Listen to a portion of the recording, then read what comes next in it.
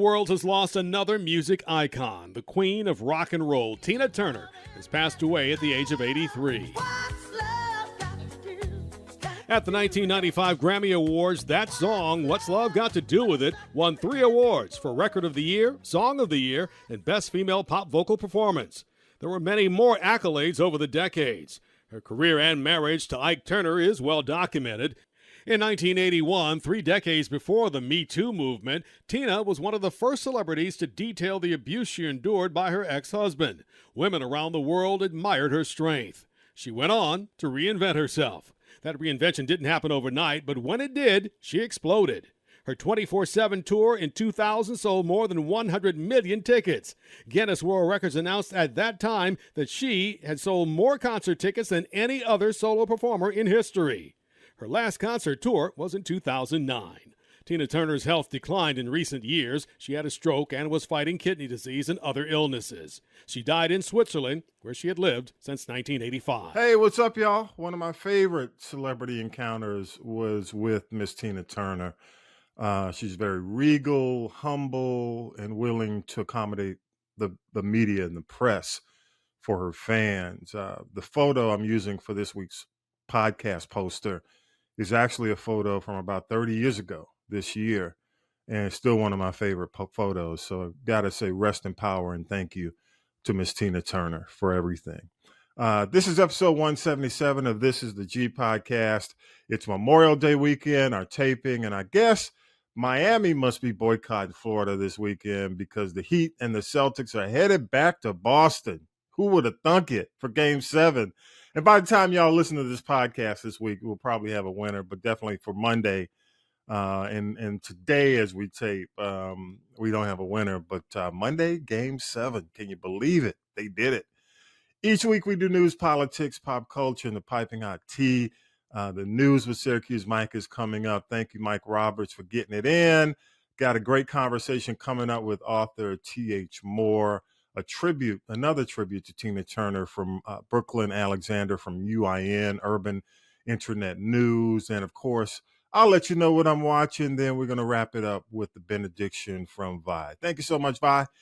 And for now, let's go ahead and do news with Syracuse Mike, and we'll come back on the other side with author T.H. Moore. News team, assemble! It's time for the Week in News with Syracuse Mike. President Biden and House Speaker Kevin McCarthy met at the White House Monday in another effort to prevent a U.S. debt default, a potentially catastrophic event. Treasury Secretary Janet Yellen says that will happen on or around June 1st if Democrats and Republicans can't make a deal. After talks stalled over the weekend, the president says he is optimistic but continued to express his concerns. The consequence of failing to pay our bills would be that American people would have a real kick on their economic well-being. As a matter of fact, the rest of the world would too. And so we also agree we need to reduce the deficit. Some of the sticking points in recent days, military spending and work requirements for federal aid programs. South Carolina Senator Tim Scott held his first rally after announcing his intention to seek the Republican nomination for president. Are you proud to be an American? Scott is the nation's only black Republican in the Senate. His message for now, cutting spending and restricting abortion. The NAACP has issued a travel advisory for Florida. They say Republican Governor Ron DeSantis' policies were undemocratic and openly hostile to people of color and to those who identify as LGBTQ+.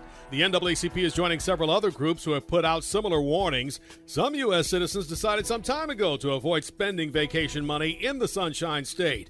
But Governor DeSantis announced last week that his state experienced record tourism in the first quarter of 2023 with nearly 38 million visitors. As expected, it's happening. Netflix is cracking down on sharing passwords. The streaming giant sent out an email stating your Netflix account is for you and the people you live with, your household. Now, I didn't get that email, so perhaps it only went out to people who regularly share their password. Netflix says members can transfer a profile to someone outside of their household so the person can begin a new membership they pay for on their own. Or you can pay an extra fee, $7.99 a month per person for those outside of your household using your account. He's in. I am running for president of the United States to lead our great American comeback. Florida Governor Ron DeSantis is running for president. He made the announcement Wednesday on Twitter. However, the live effort on Twitter Spaces was plagued by technical glitches. DeSantis, while lagging in recent polls, is considered Donald Trump's strongest Republican challenger. With Memorial Day weekend in full swing and lawmakers leaving Washington to be with their families, the White House and Republican negotiators are getting closer to a deal to raise the debt ceiling before next Thursday. That's according to sources. The tributes continue to pour in for Tina Turner. Former President Barack Obama tweeted that Tina Turner was raw, she was powerful, she was unstoppable, and she was unapologetically herself. Oprah Winfrey said she is our forever goddess of rock and roll. The two-time Rock and Roll Hall of Fame inductee died Wednesday at the age of 83. Appreciate the headlines, Mike. And this is the G Podcast. I'm your host, Tommy B. We've got another great episode. And want to say thank you to T.H. Moore, author T.H. Moore. He's a Philly native. And also, of course, he has aligned with the statement, which I completely agree with. I didn't see the book I wanted, so I wrote it.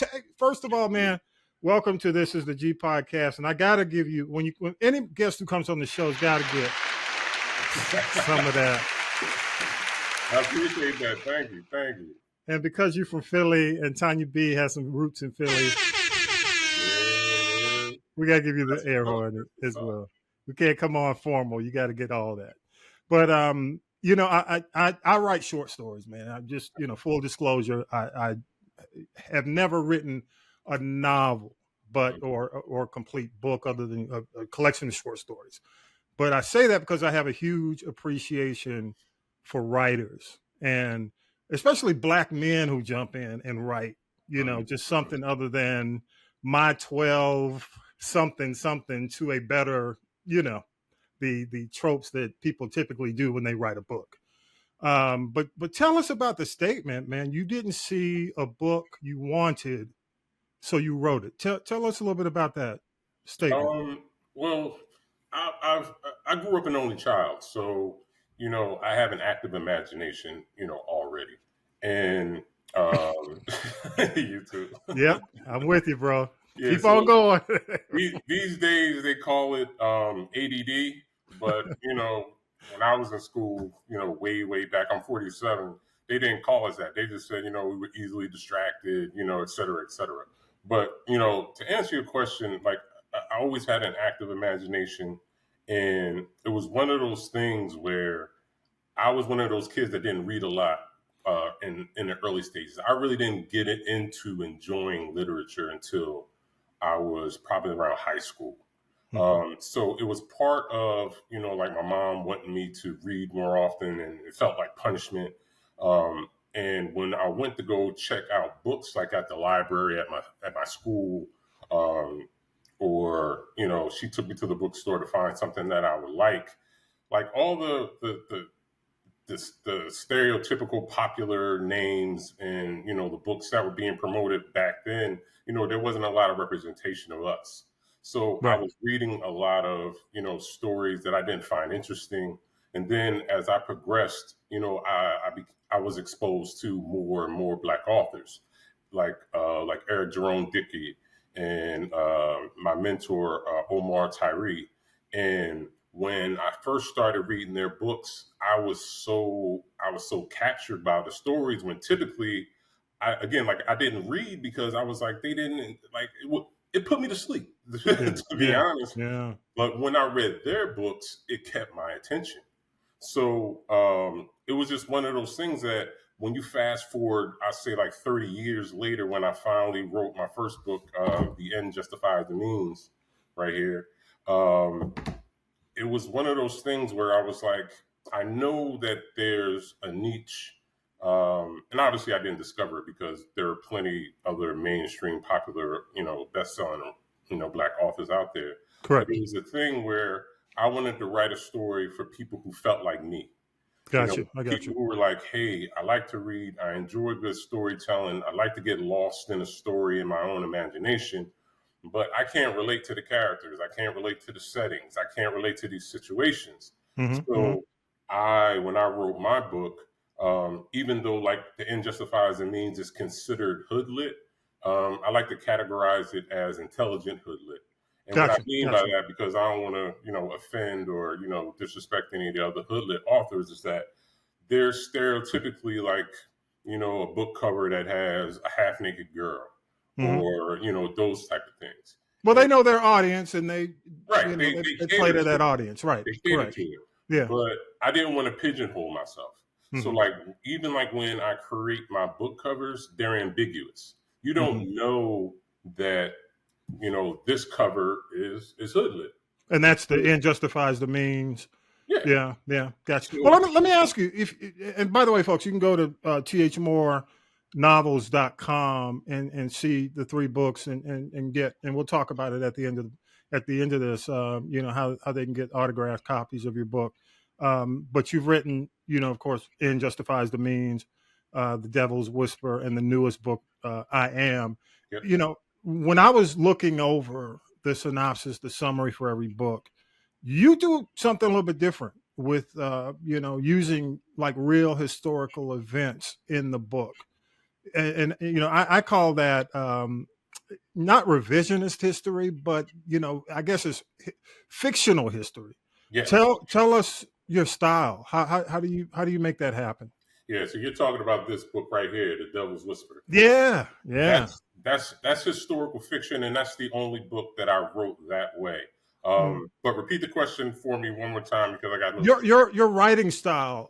When how does it? We talked about hoodlit, okay, and you talked about you definitely differentiate yourself from that category. But when you look at the 3 books you've written so far, what style would you say you've written them in? All of them, like I'll consider them suspense fiction, except for The Devil's Whisper, that's historical fiction. And my writing style, like the best way I can describe it is cinematic.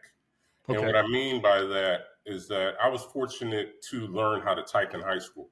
So I got to a point where I could type up to 40 words a minute.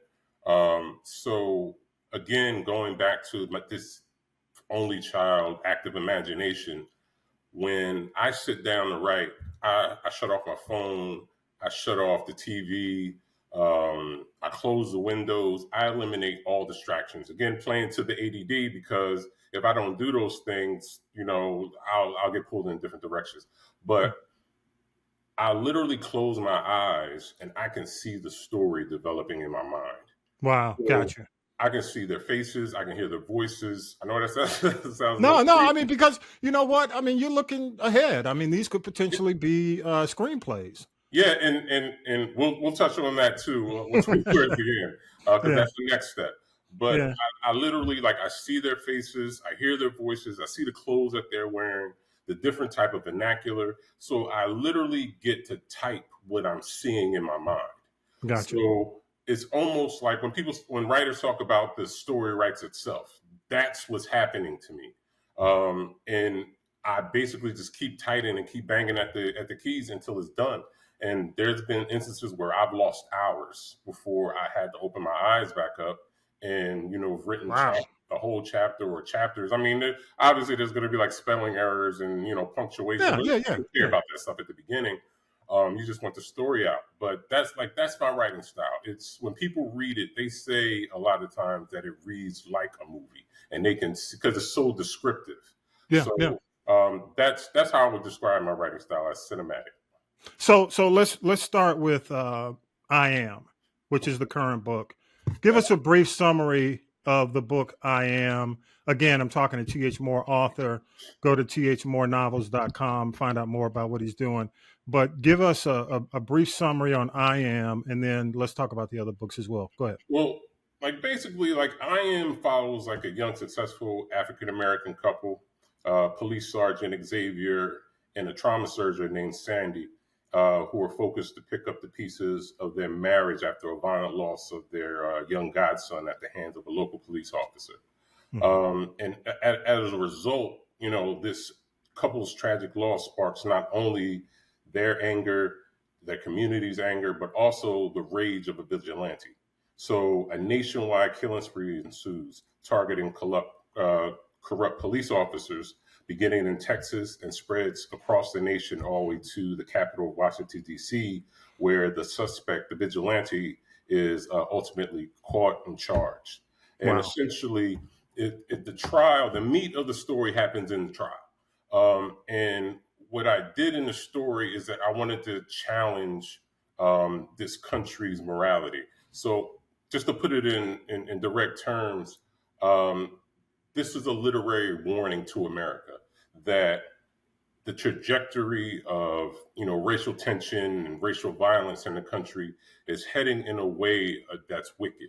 And if we don't self-correct ourselves, we're pretty much, imagine, hurricane season is coming up, right? Yep. And, every season we have multiple hurricanes barreling towards, Florida's coast. And we get all these warnings. They have a week advance and things like that. But I use that as an example to say that if we don't address our race relations in this country within this generation, it's almost the equivalent of us ignoring Category 4 hurricane barreling towards our shores. Gotcha. And we're going to receive the brunt of it while we're unprepared, and we're also going to, realize a lot of damage and also, casualties as a result of it, metaphorically. So this was like my chance to say to America, look, there's a problem. That's part of the reason, like the way I designed the cover. If you look at it closely, it's the title I am coming through the American flag that's burning at the top. But the significance is that the flag is inverted. So if you have, military experience, that's a signal in the military to let people coming know that essentially everything's not okay here. It's a warning to other soldiers like, hey, if it's a fort, they've been overrun and they've been attacked, they've been overrun, and now the enemy occupies the fort, we'll flip the flag upside down to let oncoming our soldiers know, hey, everything's not a copacetic here, something's wrong. So that's what the meat of this book is about. So Devil's Whisper, give me a brief summary on that.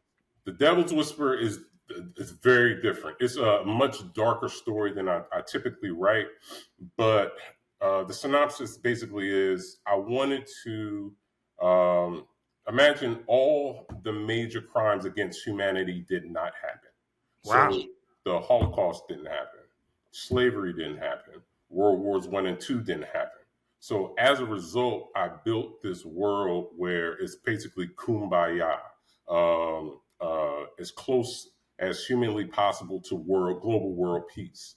But realistically, because the way that they achieved it in the story was that they exiled all criminals and violent offenders to a prison city in Australia. And that's where the story begins, following these two exiled criminals and what they had to do to survive in that type of environment and plot revenge on who ultimately exiled them in the first place.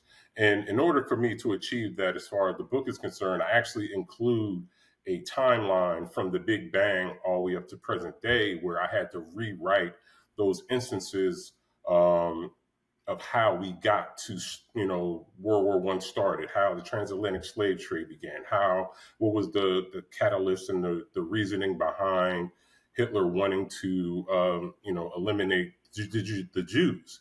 So once I got to that part in history, I rewrote it so those things didn't happen. And that's how we kind of got to a place of world peace, because those crimes against humanity did not happen in this story. I mean, that's pretty intricate. You've got to really plan out. Yeah.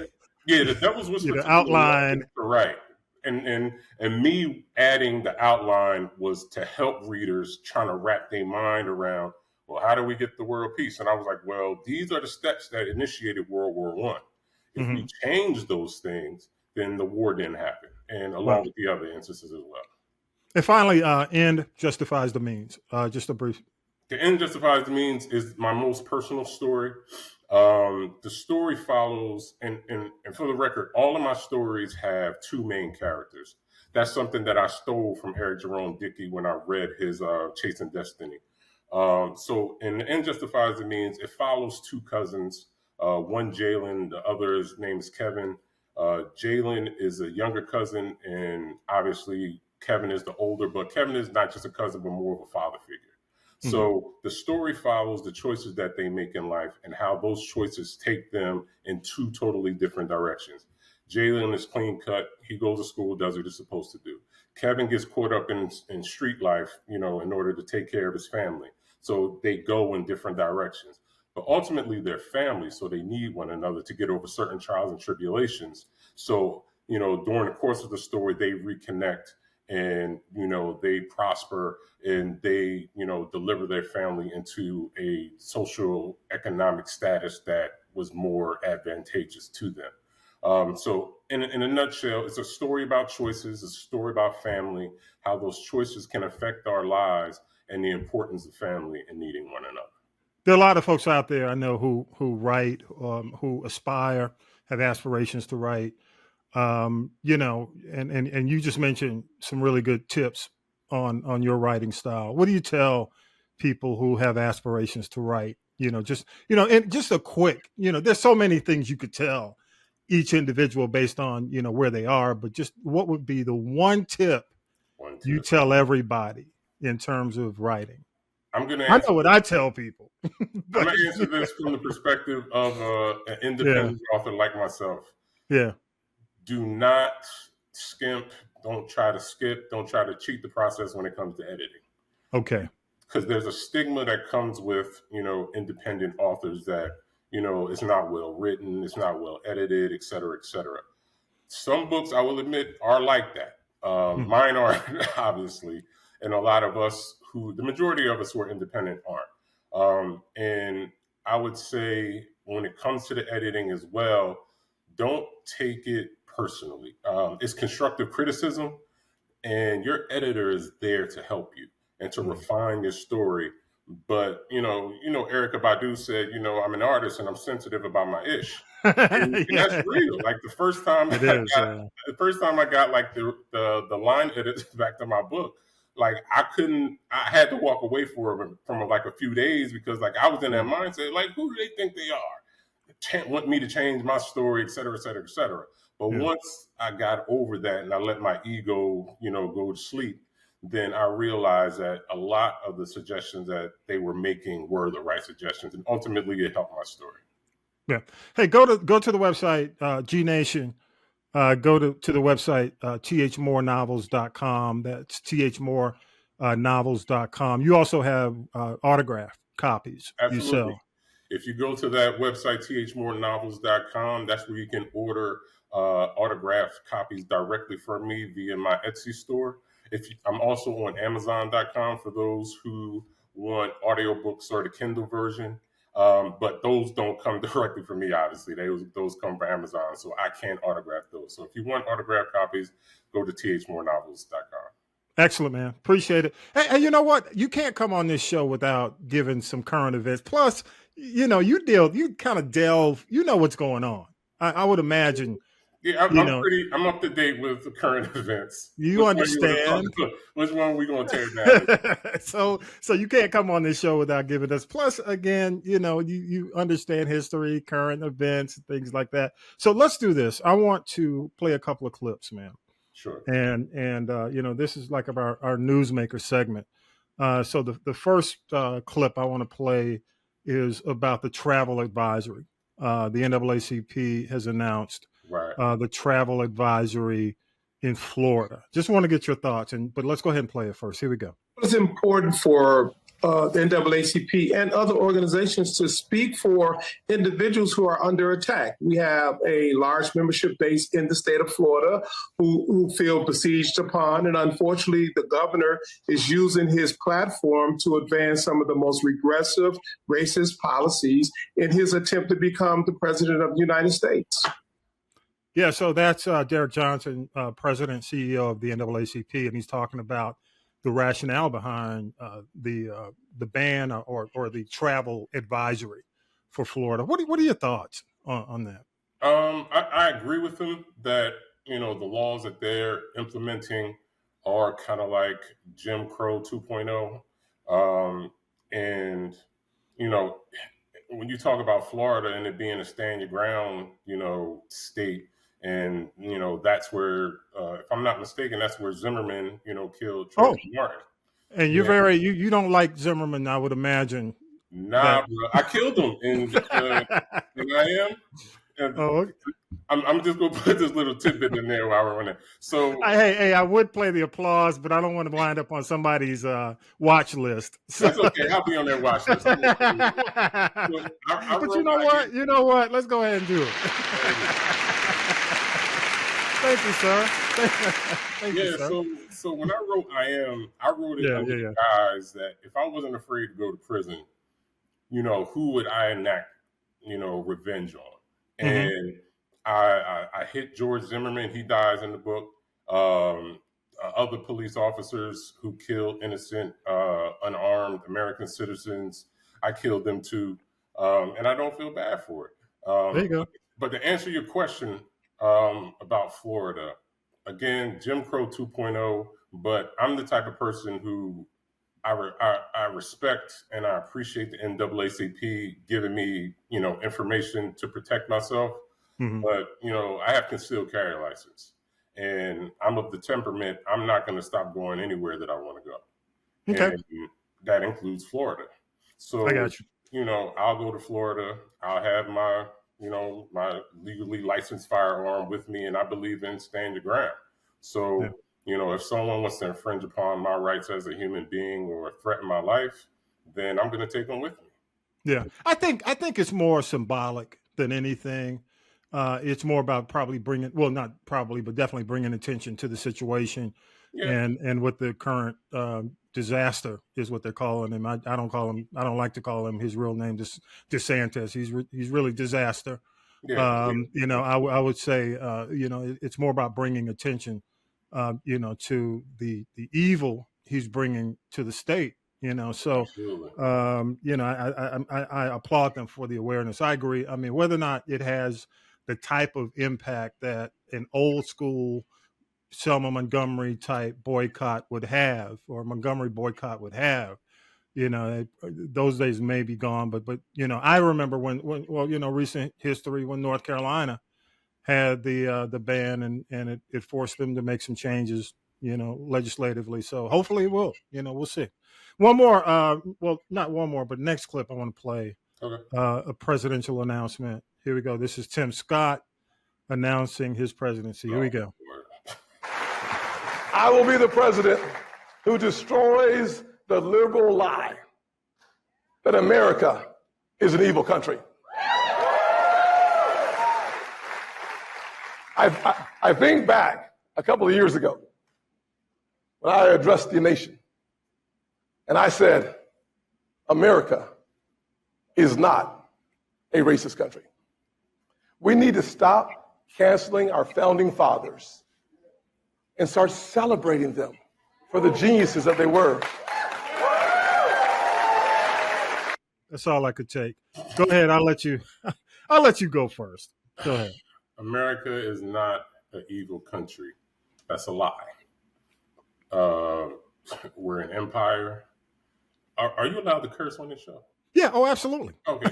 We've been kicking ass since the beginning of this. That ain't even cussing, really. But go ahead. You're right. I don't feel bad. We've been kicking people's asses since this country was founded. Yeah, man. The cover of this book, around the brim, has over 20 names of unarmed American citizens who've been killed by law enforcement. When's the last time you saw a Native American? I've never personally met one. Yeah. So, I can go on and on about the atrocities of America.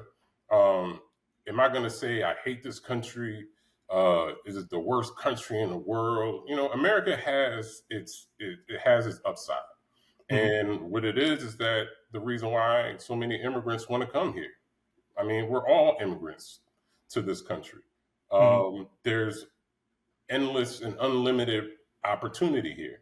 And if you want to get down, down to it, you can make a lot of money in this country. And that's why people come here. So as far as capitalism is concerned, as far as about economic opportunity is concerned, this is the place to be. But I'm not going to sit here and sugarcoat and say that, hey, this country is perfect. This country doesn't have work to do. This country isn't evil when it comes to how it treats human beings. So that's my response. Is it evil in totality?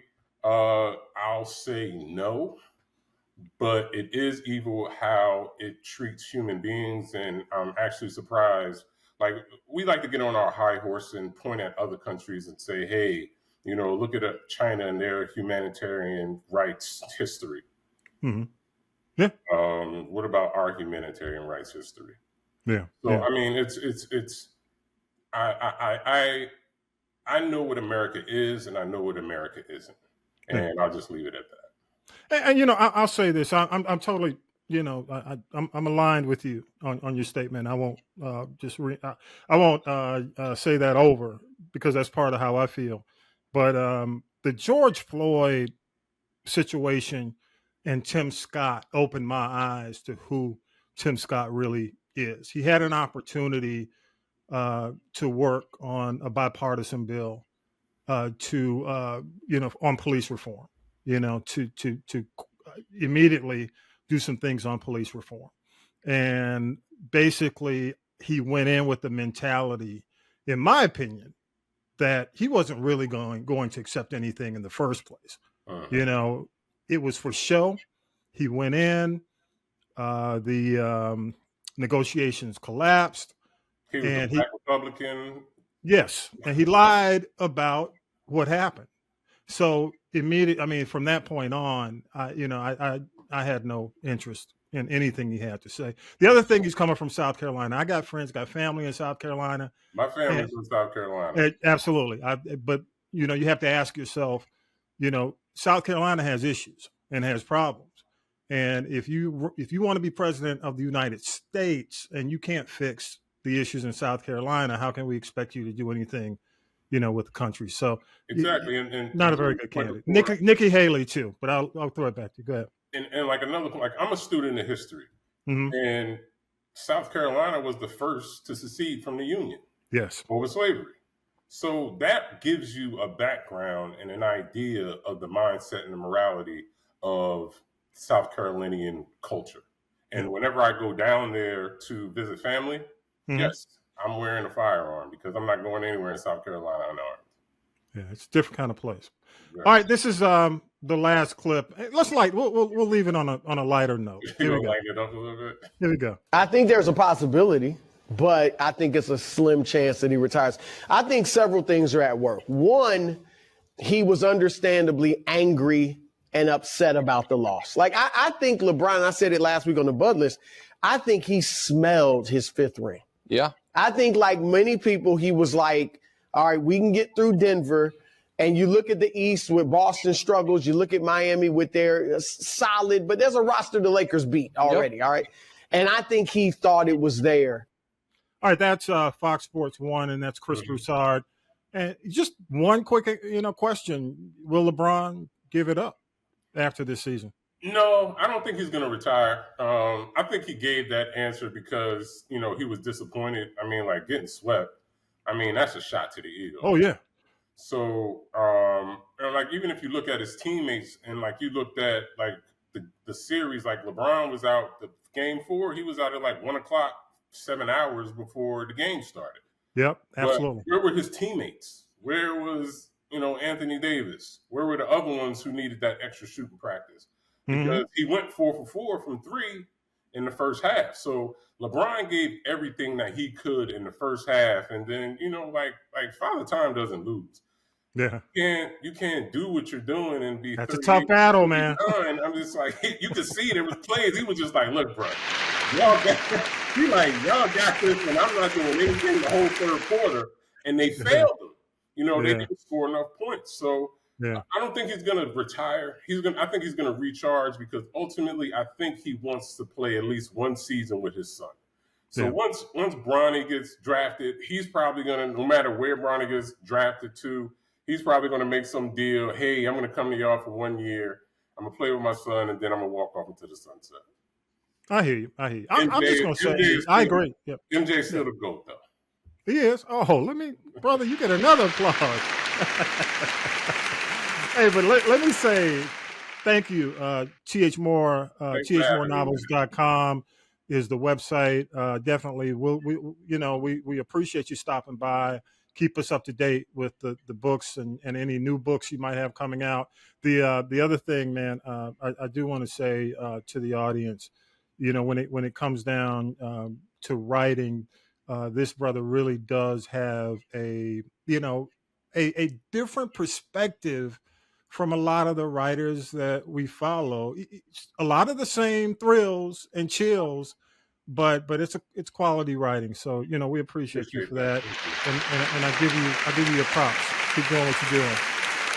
Again, man, thank you so much coming on. This is the G Podcast, and keep us up to date with what's going on. Again, TH Moore, thmorenovels.com. Thank you, sir.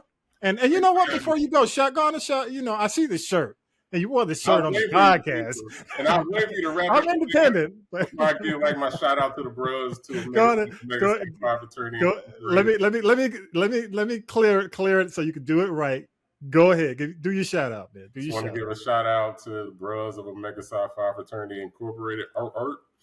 Yeah, he had the shirt on. You don't come with the interview without if you got the shirt on. So go ahead, man. Appreciate you. TH Moore, take care. Thank you, man. Right, you have a good one. This is the G Podcast returns after this message from the city of East Point. The city of East Point and the Atlanta NAACP present the East Point Juneteenth Celebration of Freedom 2023, Saturday, June 17th, 5 p.m. to 9 p.m. in the East Point Commons, starring the incomparable Angela Winbush.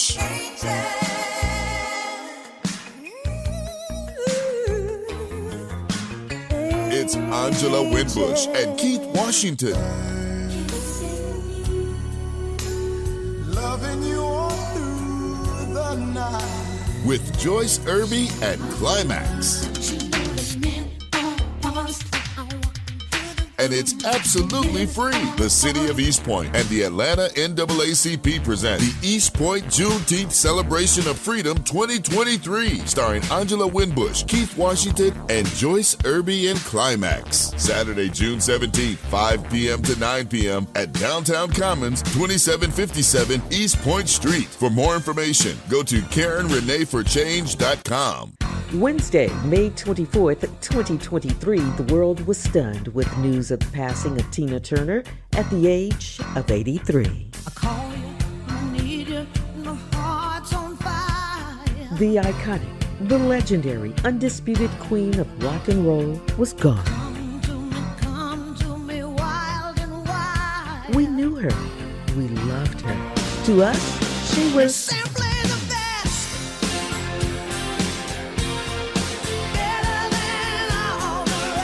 And it wasn't because I can't stand the rain.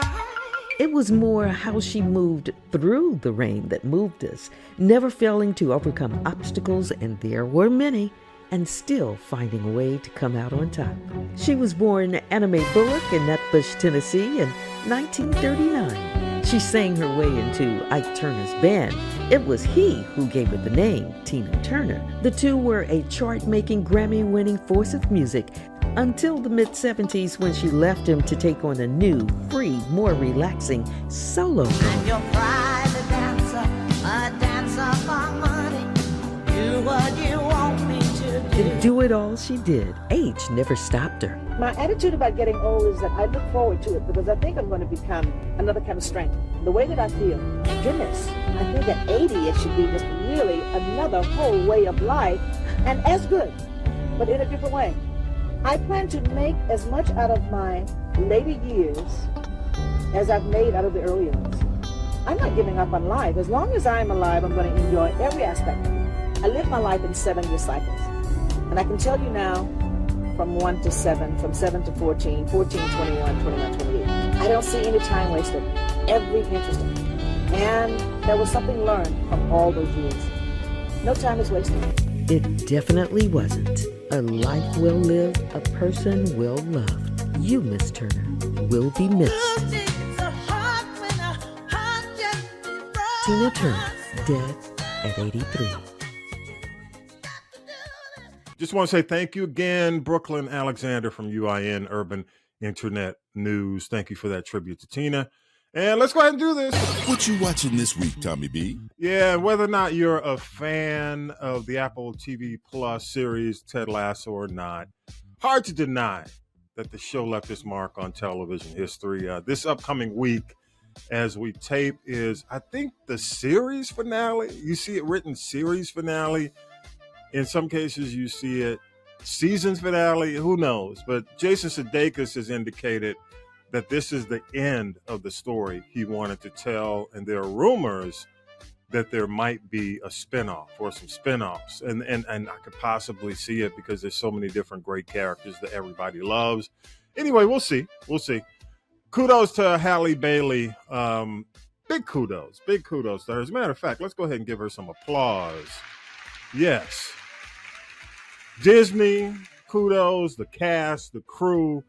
Little Mermaid, the movie stands to make somewhere between 120 to 130 million. Plus, it stands to be the third best Memorial Day opening behind Maverick, Top Gun from Tom Cruise, and also behind Pirates of the Caribbean, one of those movies. So kudos to Halle Bailey. Man, just knew this girl from YouTube when she was a baby, but can't believe it.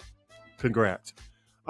And, it's really sad that the trolls are chiming in and the haters to point to the low critic scores, because the audience scores look great on Rotten Tomatoes, but the critic scores are kind of low. But, that's been kind of consistent with a lot of these live action Disney movies. And also people are pointing out that the international box office isn't where it should be. But the reality is really no one cares in the U.S. because Disney's smart about doing these movies.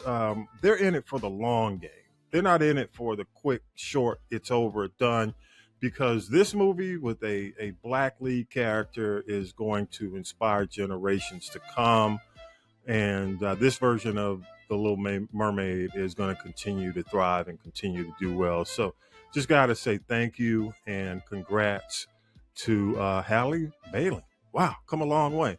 Here are a few leftovers from television. HBO Max is now just Max. So if y'all gonna look for HBO Max, don't look for that. If you already have it, it switches you over to the app on its own. So you have to worry about going into the app store looking for the new app. It lets you know. Recommendations, a couple of recommendations, and I haven't watched this yet, but I'm probably gonna watch it. FUBAR with Arnold Schwarzenegger is on Netflix. Actually, Air with Viola Davis, Ben Affleck, and the crew is free on Amazon right now. And one movie I missed because, I didn't see it over the holidays, but it is great. And I know some of y'all don't like watching Christmas when it's not Christmas, but Violent Night is free on Amazon. And let me tell you, if you like some blood and guts, that's your movie. It is. I think it's from some of the people involved in this are from John Wick. You could tell. It's crazy.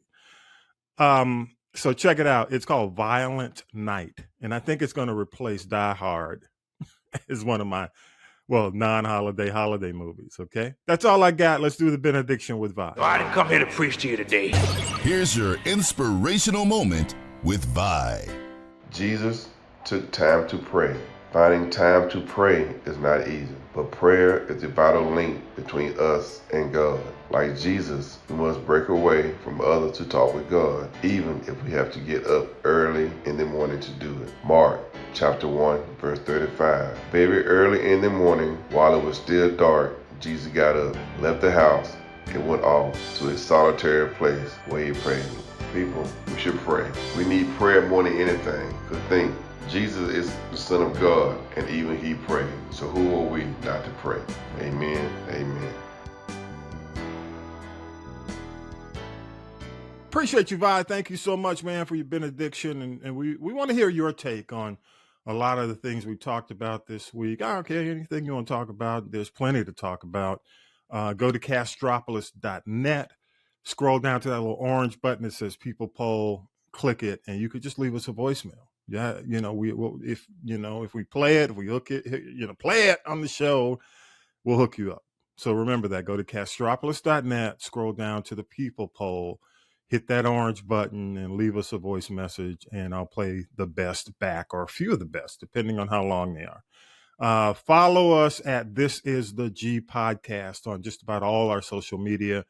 And on Twitter, it is at This Is The G Pod. Go ahead and follow us there. And we need some more Twitter followers. I like, to get into these little Twitter spats. So go on to follow us on Twitter as well. Instagram, everything else, Facebook is at This Is The G Podcast. Video and audio of the show are available on YouTube. The audio only, and then there's a video audio version of the show on YouTube. Just go there. Share us with friends, y'all. Just share. It's free. Don't cost you nothing. Like Ashford and Simpson said, go ahead and share us. And with that, episode 177 is in the can. Peace and power to the people. Thank you so much for supporting the show. Have a great week.